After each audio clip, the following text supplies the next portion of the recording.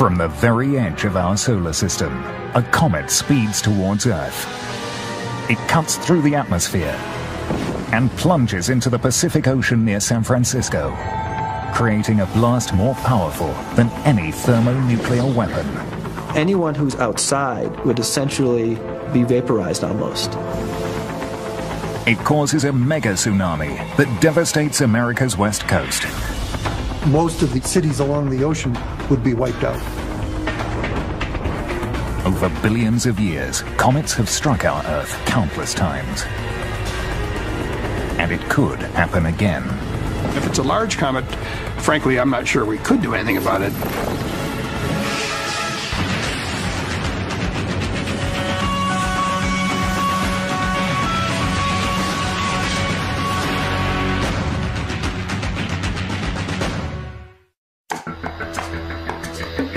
Through history, comets have been seen as bad omens. People believed a comet heralded the assassination of Julius Caesar, and another foretold the Black Death in medieval England.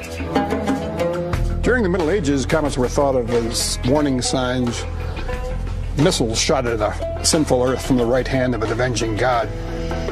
Some cultures depicted them as blazing swords, slashing the nocturnal sky as an expression of divine wrath. But by the 17th century, astronomers were beginning to understand the true nature of comets as physical objects rather than supernatural creatures or apparitions. Using Isaac Newton's principles, astronomer Edmund Halley calculated the orbits of 24 comets.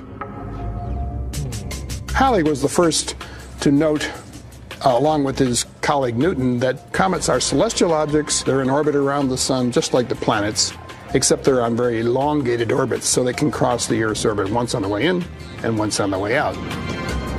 Halley boldly announced that 3 of them, seen in 1531, 1607, and 1682, were in fact the same comet on its periodic visits to Earth. He predicted that the comet would return every 76 years, and he was right. Halley's comet did return in 1758, as it has done roughly every 76 years since. Halley's discovery altered the status of comets, from mystical omens to real and physical threats. The fear of comets was sort of transferred from a sign of an impending disaster, some sort of an apparition, to objects that actually could hit the Earth. So we went from warning shots to actual missiles. One of those missiles might have changed the world 4,800 years ago, and experts think that another deadly missile could strike the Earth with very little warning. Since its birth 4.6 billion years ago, Earth has been pummeled by thousands of comets and asteroids. Scientists think that such impacts may have caused at least 2 of the 5 global extinctions. The most recent, 65 million years ago, is thought to have killed more than 75% of the living organisms on Earth, including the dinosaurs.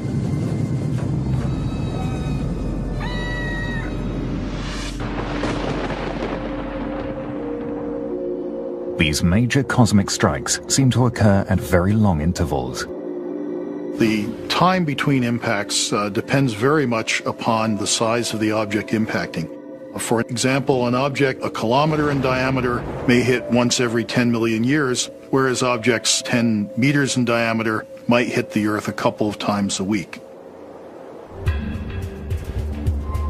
But some scientists now suggest that during the last 10,000 years, the so-called Holocene epoch, Earth may have suffered a series of more frequent, large, catastrophic impacts. They argue that if a number of newly researched geological structures can be confirmed as comet impact craters, this would indicate that comets have struck Earth more frequently than previously thought, and that we may be due for another devastating impact. If we are able to prove that we have this many craters within the Holocene, it implies that there should be a large impact on the average of about every 1,000 to 3,000 years. And so we should have another impact within about 1,000 years. To date, scientists have found only about 170 impact craters on Earth, of which only 2 were caused by substantial strikes within the last 2.6 million years. Finding more large impact craters could indicate that a major comet strike within the next millennium is possible. Dr. Bruce Massey and his colleagues think that recent large craters are to be found in the oceans. Currently, there's over 170 known impacts that have been absolutely validated by physical methods.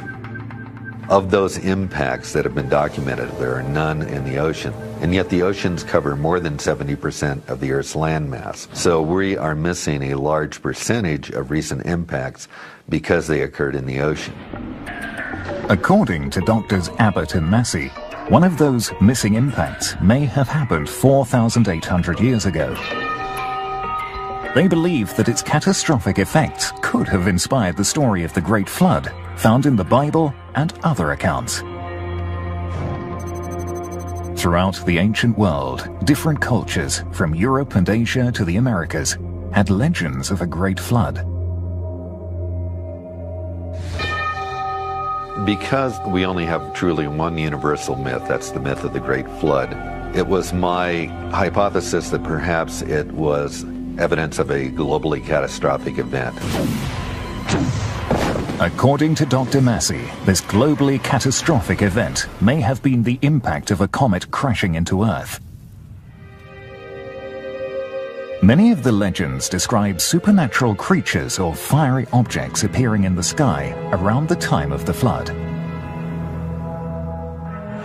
Sometimes these things are described exactly like comets, as flames in the sky.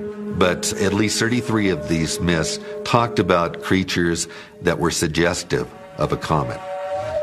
Dr. Massey sees further evidence of widespread disaster in a series of global changes that occurred 4,800 years ago. At that time, advanced societies were already developing in many parts of the world. This was already the time of the first dynasty of pharaohs living in Egypt, very advanced civilization. Then, around the year 2800 BC, there was a series of sudden climate and social changes across the globe. All of a sudden, we get a cooler environment. Areas that had before been forest, all of a sudden they're savannas, they're open grassland. The relationship between the oceans and the atmosphere also changed. The well-known El Nino Southern Oscillation is really a driver for climate on the Earth, undergoes a profound change itself about 4,800 years ago in terms of its periodicity, in terms of its intensity. Also during this time, there were a number of human migrations. Populations are moving around. Language dispersals, for example, we get Austronesians moving out of Taiwan and mainland China down to Southeast Asia. We get Indo-Aryans moving out of northern India into Eastern and Central Europe. Dr. Massey suggests that all these social upheavals and climatic changes can be traced to a great flood that he believes was caused by a comet strike.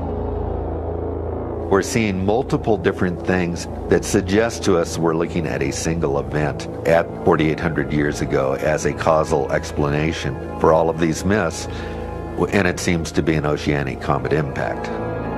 In the course of his research, Dr. Massey found that the geographical distribution of certain mythical motifs were centered on a specific location.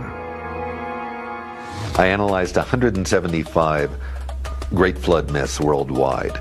And if you map these out, the distribution of these myths, they actually sort of make a broad circle, approximately about 9,000 kilometers away from a central part in the Indian Ocean. And it would appear that this is telling us that there was a comet impact at that location.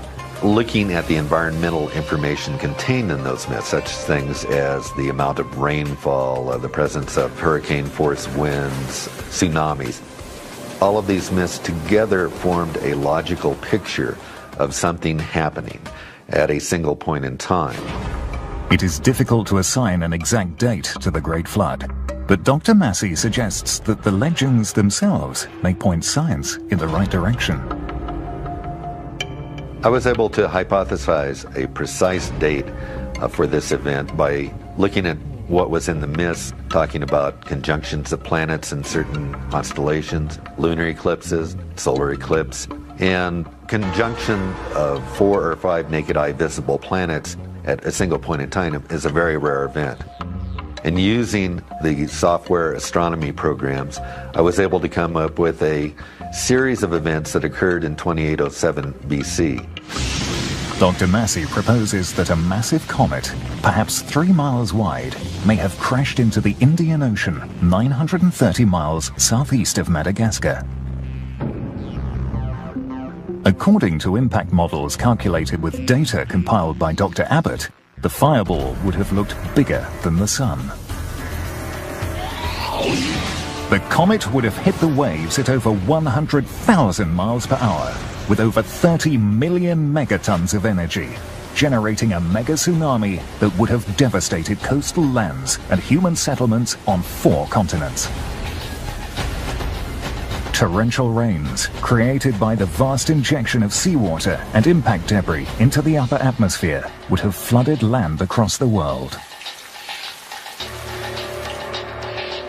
Small aerosol impact particles would have been ejected into the stratosphere, blocking the sun's radiation and generating cooler temperatures. Based on the mythology and based on the archaeological record that we see, I would suggest that perhaps 50% of all people died, either directly as a consequence of the impact and impact-related events, or from starvation in the months that followed. But mythological accounts are not proof. Mythology by itself cannot really prove anything when it comes to looking at natural events. We need physical evidence itself. Scientists are searching for that physical evidence in the Indian Ocean. There, proof of a colossal comet strike may lie hidden in rocks smaller than a human hair.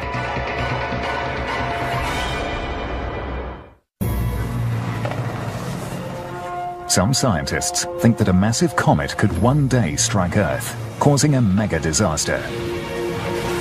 It could have happened before. 4,800 years ago, a comet may have killed more than 50% of the Earth's population.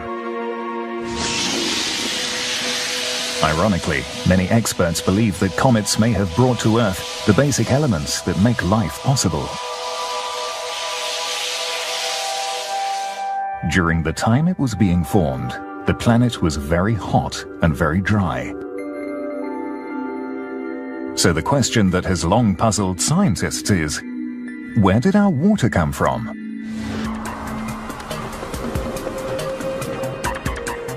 One theory is that comets striking Earth billions of years ago provided the water that would eventually make up the planet's oceans and seas.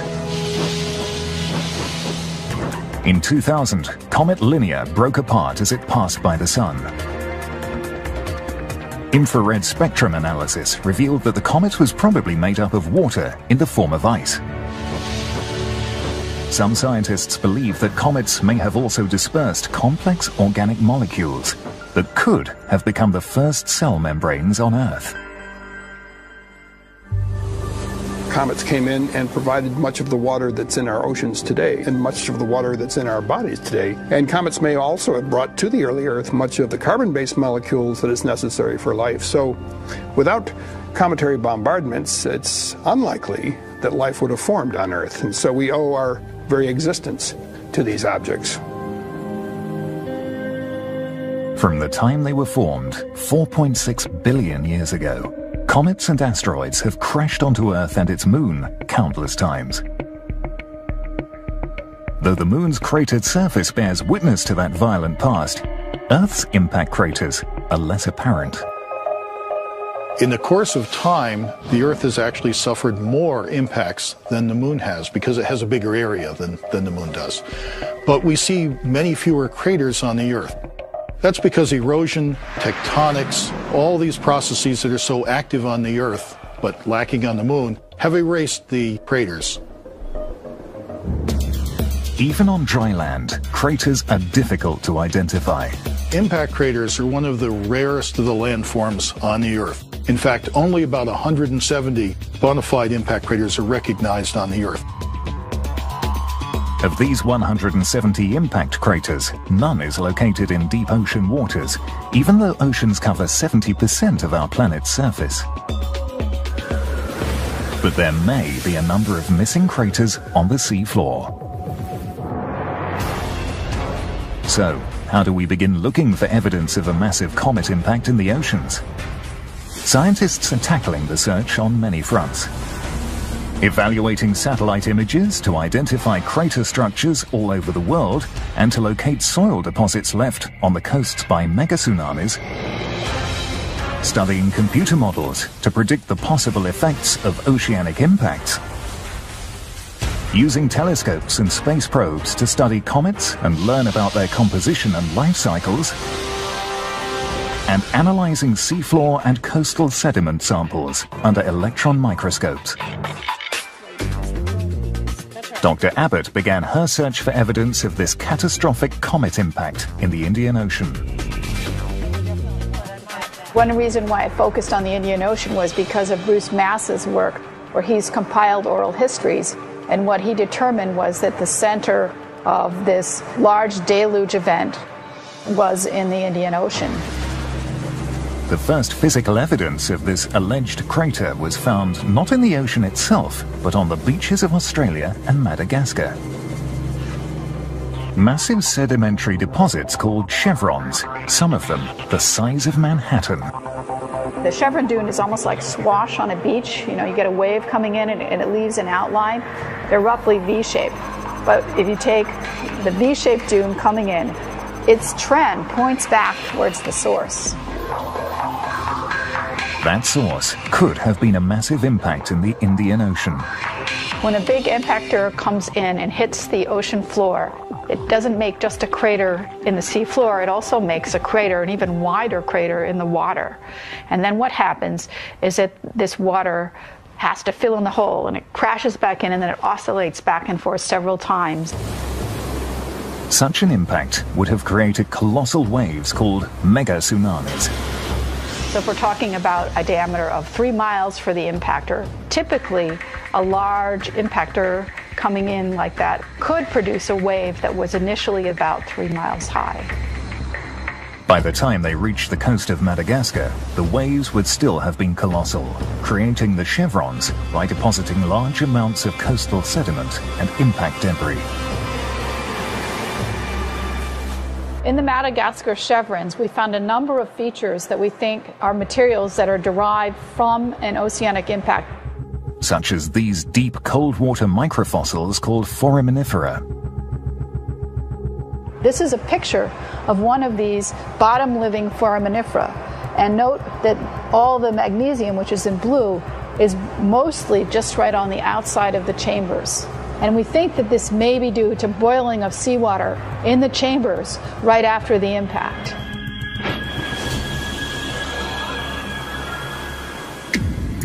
But where in the Indian Ocean is the impact crater itself? Satellite imagery may provide the answer. The surface of the sea roughly follows the profile of the sea floor.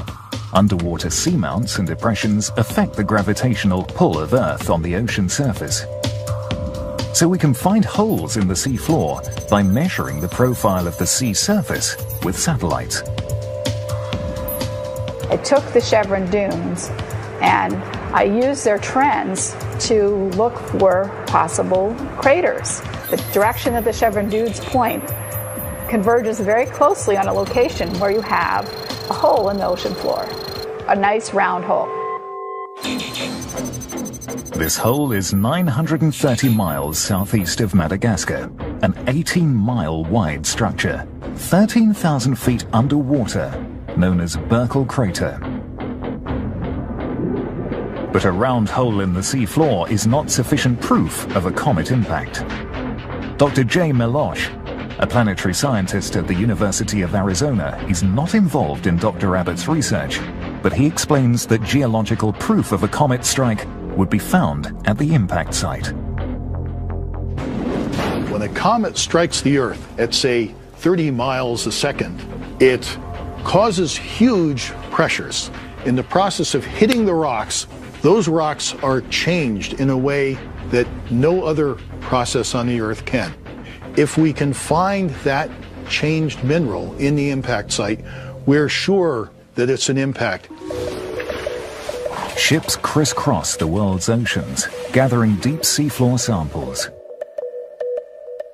Every one of those red dots represents an area where scientists have collected deep-sea core samples, soil samples extracted from beneath the ocean floor. Thousands of these cores are stored at the Lamont Doherty Earth Observatory in New York.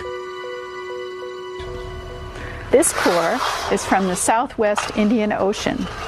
It's from the vicinity of Burkle Crater, and you can see that it's a fairly dark color. The dark color is because it's from quite deep water, about 4,800 meters deep.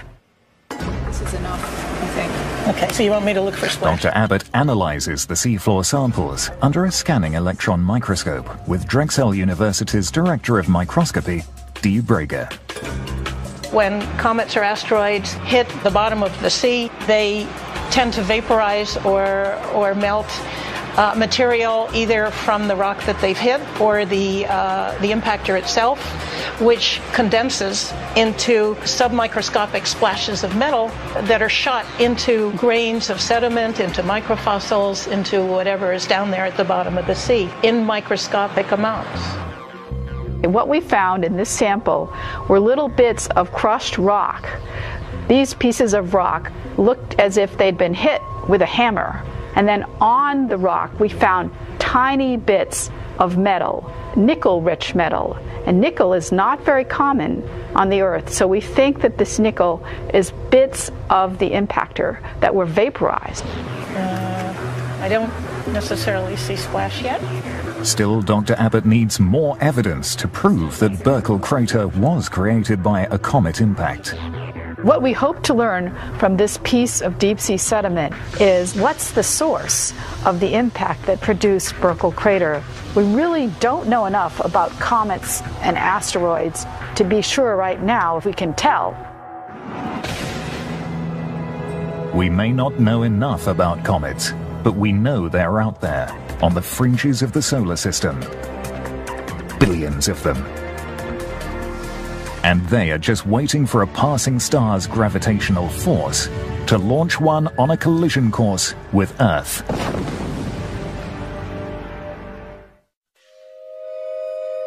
Ever since man first noticed these fiery objects in the night sky, comets have inspired wonder and fear. People have been observing comets for thousands of years. They fly by, we look at them, and we say, ho, ho, ho! You know, something is happening that's very unusual. Their enigmatic history dates back to the dawn of our solar system, 4.6 billion years ago. Our solar system emerged from a cloud of gas and dust in motion. From it, the hot inner solar system planets, Mercury, Venus, Earth and Mars were formed, leaving the leftover rocky pieces of that process, the asteroids, in orbit just beyond Mars, in the asteroid belt. The cooler outer solar system planets formed, Jupiter, Saturn, Uranus and Neptune, yielding as remnants the icy objects we call comets. There's three basic parts to an active comet. The tail can be either gas or dust, and it's typically millions of miles in length. The coma or atmosphere can be hundreds of thousands of miles in diameter, but the nucleus typically is only a few miles in diameter, and that is the heart of the comet, the ices and the dust in solid form. Billions of years later, thousands of objects linger in what astronomers call near-Earth proximity, That is within 120 million miles, which is close on a cosmic scale. There are two types of near-Earth objects that concern astronomers.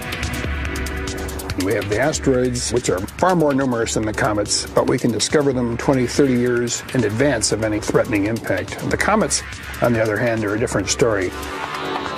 Unlike the more predictable asteroids, comets may appear at dangerously short notice. If we do find a comet that's on an Earth-threatening trajectory, we would only have a few months to deal with it. A comet impact in the near future is very unlikely. But the potential threat is made more critical by how little we know about these celestial missiles. We know a lot about asteroids from studying meteors for many, many years, but there's not nearly as much data on comets or how they're put together physically. As mysteriously as they appear, comets do not materialize out of nowhere. They seem to have two cosmic homes. The so-called short-period comets, such as the famous Halley's Comet, come from an area just beyond the orbit of Pluto, called the Kuiper Belt. The Kuiper Belt comets, we have much greater luck tracking them, knowing where they are, having them repeat, so that we are, okay, this is the same one we've seen 5 years ago. But there is a more intriguing collection of comets, which originates much further away from Earth, and could pose a greater hazard. The second source of comets is the so-called Oort cloud, which extends out to the very edge of our solar system, halfway to the nearest star. And this is a spherical distribution of comets. There are billions of these so-called long-period comets in the Oort cloud. The Oort cloud tends to send comets in at random. They come in from all directions, and we never know where they're going to come from and when they're going to come by. And most of those Oort cloud comets come in and go out, and we never see them again. Their size and speed make them capable of multi-megaton impacts, powerful enough to cause a mass extinction if they hit Earth.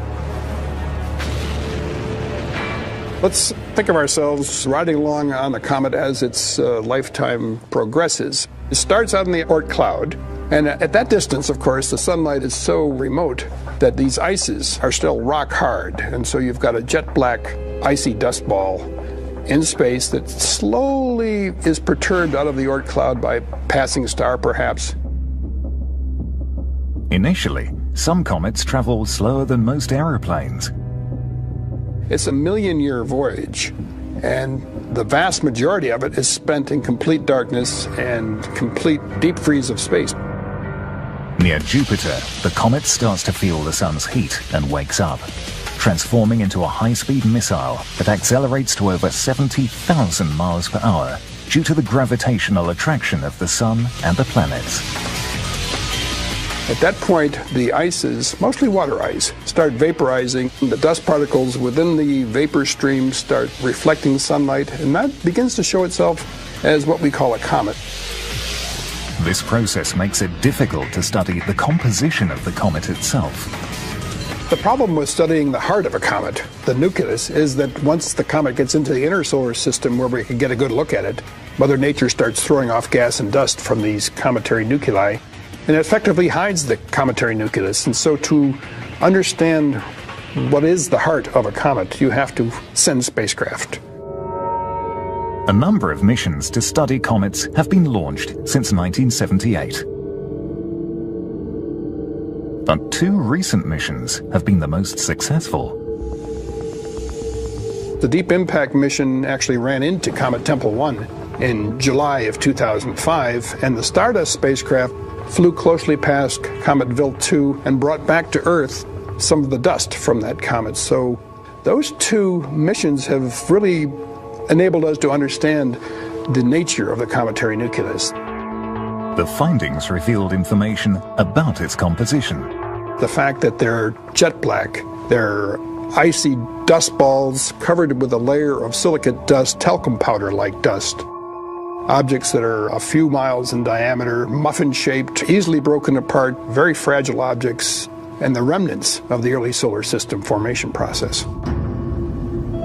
Even though comets may be fragile, Their speed, size, and unpredictability can make them very lethal threats. Therefore, scientists hope that the next mission will reveal even more about these cosmic stealth missiles. The new European mission Rosetta is already on its way to Comet Churyumov-Gerasimenko. When it arrives in November 2014, it will perform a series of maneuvers culminating in the first landing on the surface of a comet in flight. We're going to fly out and meet the comet near the orbit of Jupiter and escort the comet in all the way past the sun and out on its outbound leg, getting a chance to study it for months and months, watching it as its activity unfolds. But before we can identify which comets may pose a threat to our planet, we have to find them. Comets are discoveries. They are things that you're not expecting to find in one particular spot or another. So having a telescope that lets you look at a large area of sky at once is actually much more beneficial than something, say, like the Hubble telescope, which is really only staring at a very tiny piece of sky, but in a lot of detail. New wide-field telescopes will help us keep watch on the skies. The Large Synoptic Survey Telescope, LSST, will see first light in 2014. It will provide digital imaging of faint astronomical objects, such as distant comets, with a 3,000 megapixel camera from its vantage point on Cerro Pachón in Chile. The LSST will actually be able to take a complete snapshot of the sky every few days, and it will keep repeating that over and over again. So by stacking these full sky pictures up one on top of the other, astronomers can look to see if anything is moving. On the 7th of August 2006, using this 4-picture time-lapse sequence, astronomer Robert McNaught discovered the comet now bearing his name. The faint and fuzzy spot moving within the circle is Comet McNaught. Once we find these objects in the inner solar system, we have to compute orbits for them to be able to predict where they'll be in the future. Asteroids are easier to find and track because they are inactive, and their orbits are affected only by neighboring planets. Comets, on the other hand, have an additional problem with them because when they get into the inner solar system, they start thrusting toward the sun, and that pushes the comet in the opposite direction. This may modify their trajectory as they fly, like a rocket engine might, making it difficult to calculate their orbits accurately. Another problem is that comets are virtually invisible until they reach Jupiter and start ejecting gas and dust. And it only takes 9 months to get from the orbit of Jupiter to the orbit of Earth. It would take a few months to determine its orbit and to determine that it is a threat, and then we'd only have a couple of months to do something about it. It could be worse. Some comets are discovered closer to Earth. Comet McNaught was spotted in August 2006, only 4 months before it passed by Earth's orbit in November that year. Scientists are working on ways to deflect or destroy an asteroid on a collision course with Earth, from nuclear weapons to gravity tractors. But today, there is little we can do to defend ourselves against an incoming comet. In the unlikely event that we do find a comet that's on an Earth-threatening trajectory and it's large, say 2 miles or larger, there's not a great deal we can do, frankly. That's the bad news. The good news is it's not very likely to happen. To date, David Levy has discovered 22 comets from his observatory in the Arizona desert. Every time a comet is discovered, there's always a little hiccup that happens. Is this comet one that can endanger the Earth?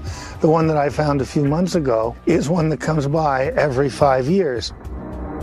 And there's a chance that at one of its passages, it could threaten the Earth. We're not sure about that. We don't know it as well as we'd like to. In 1992, Levy, together with Eugene and Caroline Shoemaker, discovered the now famed Shoemaker-Levy 9 comet that collided with Jupiter in 1994. The important thing to remember about comets is that they're like cats. They both have tails, and they both do precisely what they want to do. In some ways, comet hunting is an art, not a science. From the Indian Ocean 4,800 years ago to the Pacific coast of San Francisco today, we can only imagine what a large comet strike would unleash if it happened now. There's no doubt that there's going to be dramatic effects on the Earth, on the Earth's surface, on the climate, and that are going to affect life. A 3-mile wide comet strike could kill millions of people. Exactly how that would happen is hard to predict. Fortunately, we've never seen a large comet strike the Earth. But we can work out what happens by using the laws of physics. We can take those laws, distill them down into a computer program, and predict what events will happen when a mile-wide comet slams into the Earth and makes a crater perhaps 20 miles in diameter. The Los Alamos National Laboratory in New Mexico is looking ahead. We have, in fact, right now, very large three-dimensional computer code capabilities that can help us as a nation improve our detection, our assessment of catastrophic impacts, such as a cometary impact off the coast of San Francisco. With data compiled by Dr. Abbott and damage estimates based on an impact effect calculations program, we can depict the scenario of a 3-mile wide comet crashing into Earth. With little warning and no way to stop this intruder, millions of people could find themselves in the middle of a global mega disaster.